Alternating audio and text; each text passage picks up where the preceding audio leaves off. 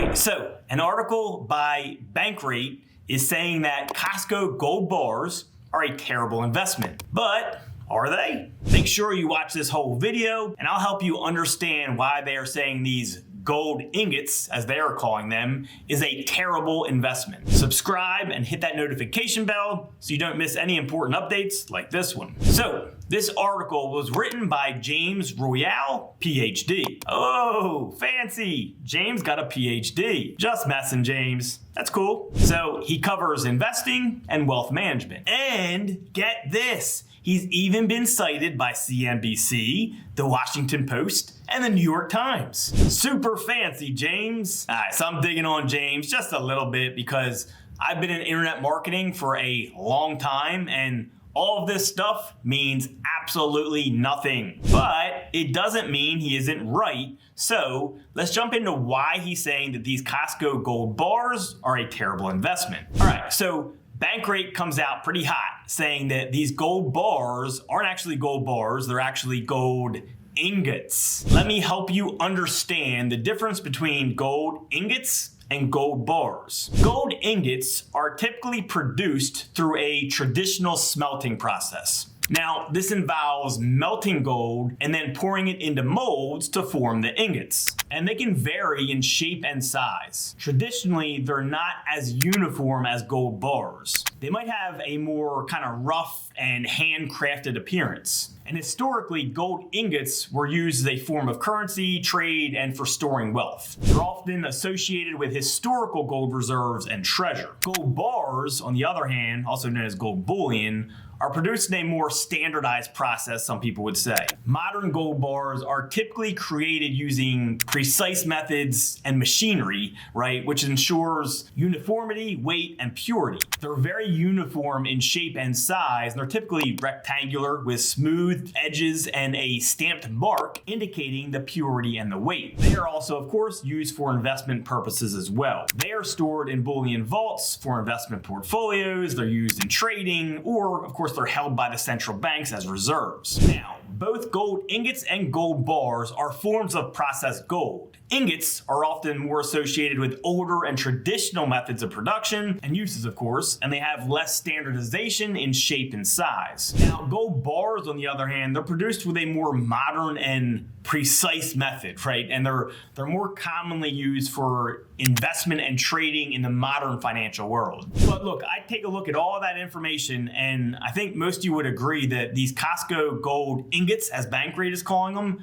are actually gold bars. And let's talk about why. They are 999.9 fine gold minted bars with proof-like finishes. They are Swiss made. They have the Veriscan bullion identification security system. And they come with an official CertiPant packaging with an official assay certificate and a digital certificate. So not exactly sure why Bankrate is approving this terminology in ingot for these gold bars. Now, the next point that Bankrate makes is that when you're buying your physical bullion, it's hard not to get worked over by the dealer that you're buying or selling from. And that gold dealers have to build their own pricing margins because they're not here risking money for fun. And that means that you are going to pay more than the spot price of gold when you buy and receive less when you sell. Okay, so what you're saying is that Costco is trying to make a profit off the gold bars they're selling. Really?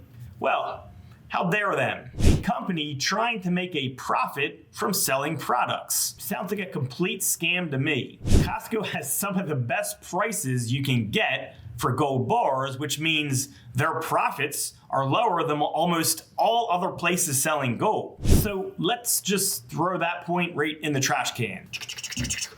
Whoosh, Kobe.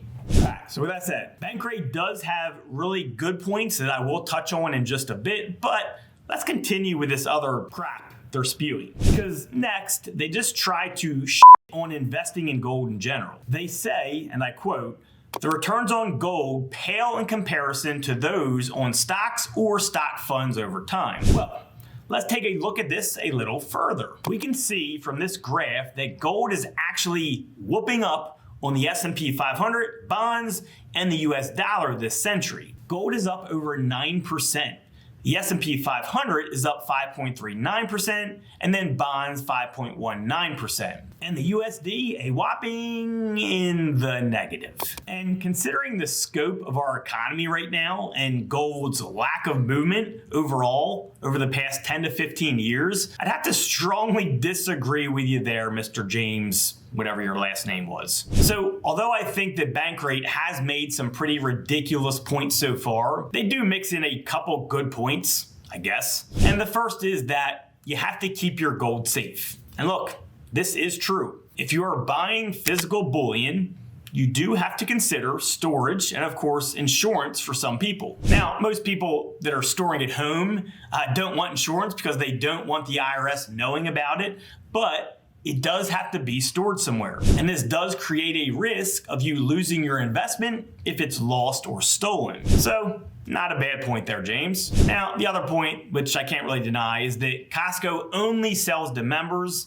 They only sell online. There's a limit of 2 per customer, and they sell out extremely quick. And of course, they do not sell the gold physically in their stores. True points, but not really a big deal. An annual membership to Costco is like $60, and I've bought a lot of my gold online. Selling out quickly is a problem because you're likely going to have trouble getting them, but that has nothing to do with them not being a good investment. They're just hard to get your hands on. If anything, I would say that that makes the case for them being a good investment. You know, supply and demand. It shows that they're very high in demand. So I'd say that their point on storage is probably the only really good point that's made in this whole article. But look, that has nothing specifically to do with Costco gold bars. That's going to be the case with any physical gold purchases. So do you smell that? Smells like bullshit to me. What makes it even worse is that, since I've been in marketing, digital marketing for over 20 years now, I know exactly what they're doing with this article. They are using the trending topic of Costco gold bars to try and sell alternatives. And it's very apparent if you take a look at the article. You will see all types of advice on why other alternatives are better. And then magically, they have links to these other better alternatives. And guess what? Through these links, if you sign up, they make money. This is called affiliate marketing. So, conclusion time. Are Costco gold bars a terrible investment? No. If you are a precious metals investor, they're a great option because you're going to get a really good price if you can get your hands on them. Now, if you are against precious metals, you could say that they are a terrible investment, but that statement wouldn't go specifically to the Costco gold bars.